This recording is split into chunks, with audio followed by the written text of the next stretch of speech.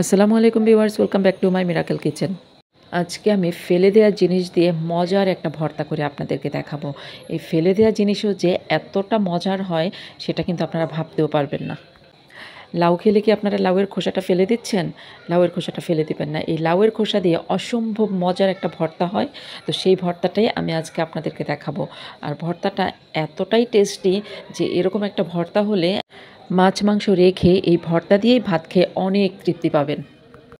লাউ কিনে আনলে অনেক সময় লাউ একটু বাড়তি পড়ে, বিচিগুলো বড় বড় হয়ে যায়। আমি সেই বিচিগুলোও কিন্তু ফেলে দেই না। সেই বিচিগুলো দিয়েও খুব মজার একটা ভর্তা হয়। আমার চ্যানেলে আছে লাউয়ের বিচির খুব মজার একটা ভর্তা, আপনারা চাইলে দেখে নিতে পারেন। আমি সেই ভর্তার লিঙ্কটা ডিসক্রিপশন বক্সে দিয়ে দেবো। আর আজকে আমি আপনাদেরকে দেখাবো লাউয়ের খোসার ভর্তা।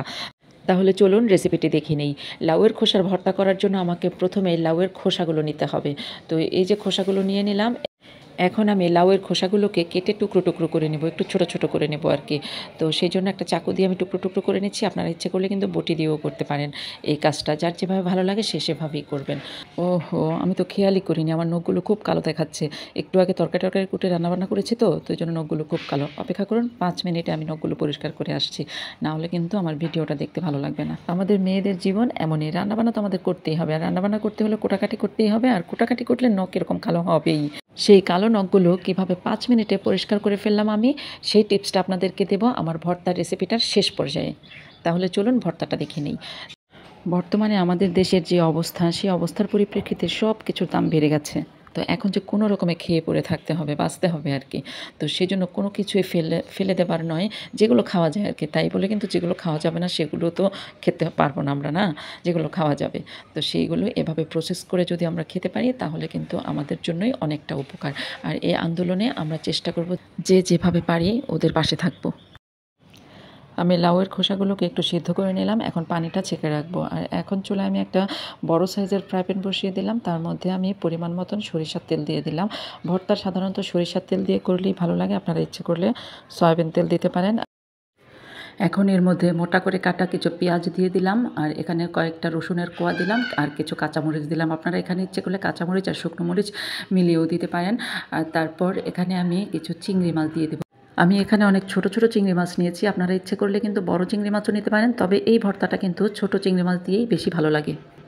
এখন এগুলো হচ্ছে ভাজার পালা।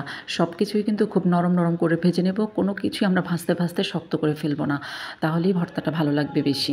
তো এর মধ্যে কিন্তু কাঁচামরিচগুলো ভাজা হয়ে গেছে, কাঁচামরিচগুলো তুলেই আমি চিংড়ি মাছগুলো আর একটু ভেজে তুলে নেব। কাঁচামরিচ আর চিংড়ি মাছগুলো আমি একত্রে তুলে নিলাম, এদিক দিয়ে একটু খালি হলো ফ্রাই প্যানটা। আর এখন পেঁয়াজগুলো হচ্ছে, আর এই পাশে যে লাউয়ের খোসাগুলো আমি সিদ্ধ করে রেখেছিলাম সেগুলো দিয়ে দিলাম, এগুলো একটু ভেজে নেব। পেঁয়াজ রসুনগুলো ভাজা হয়ে গেছে, সেগুলো তুলে রাখলাম। আর এখন বাকি রইল লাউয়ের খোসাগুলো, তো সেগুলো উল্টে পাল্টে ভেজে নেব যাতে পানি পানি ভাবটা চলে যায়। এরপরে কিছুক্ষণের মধ্যে লাউয়ের খোসাগুলো উল্টে পাল্টে ভাজা হয়ে গেছে, সেগুলো তুলে নিলাম। এখন হচ্ছে বাটার পালা। আজকে আর বাটাবাটি দেখাবো না, তো এগুলো নিয়ে নিলাম, আর সেই সাথে এক মুঠো ধনেপাতা নিয়ে নিলাম। এখন এগুলো বেটে নেব পরিমাণ মতন লবণ দিয়ে। প্রথমে লাউয়ের খোসা আর লবণ দিয়ে খুব ভালোভাবে মিহি করে বেটে নিয়েছি, আর তারপরে পেঁয়াজ মরিচ আর চিংড়ি মাছগুলো আদা বাটা করে নিয়েছি। এগুলো আদা বাটা থাকলে একটু কামড়ে পড়লে কিন্তু ভালো লাগে। তো আপনাদের যদি কারো ইচ্ছে হয় সবগুলো মিহি করে বেটে নেবেন, সেভাবে বাটতে পারেন। তো মজার এই লাউয়ের খোসার ভর্তা কিন্তু রেডি হয়ে গেল। এখন শুধু খাওয়ার পালা, গরম গরম ভাত দিয়ে খেতে হবে।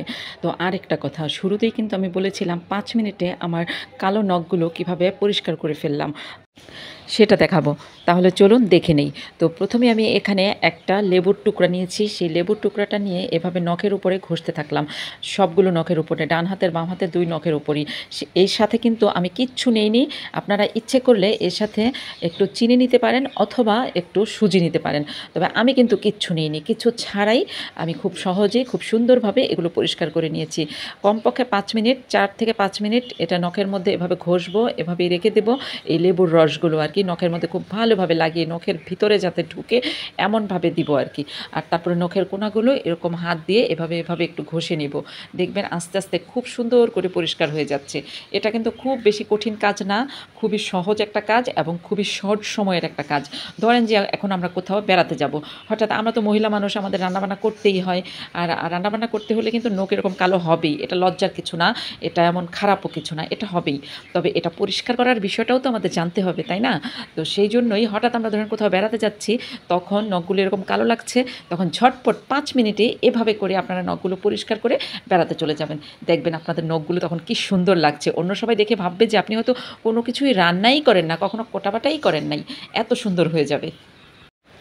দেখলেন তো কি সুন্দর পরিষ্কার হয়ে গেছে না? এখন আপনাদেরকে ধুয়ে দেখাই।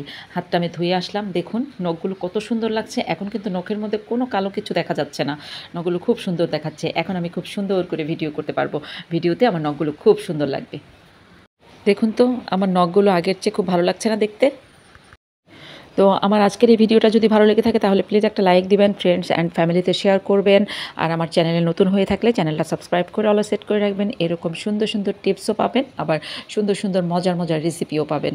তাহলে আজকের মতো এখানেই শেষ করছি, আবার দেখা হবে নতুন কোনো রেসিপিতে, নতুন কোনো ভিডিওতে। ততদিন আপনারা ভালো থাকবেন, সুস্থ থাকবেন, মিরাকেল কিচেনের সাথেই থাকবেন। আল্লাহ হাফেজ।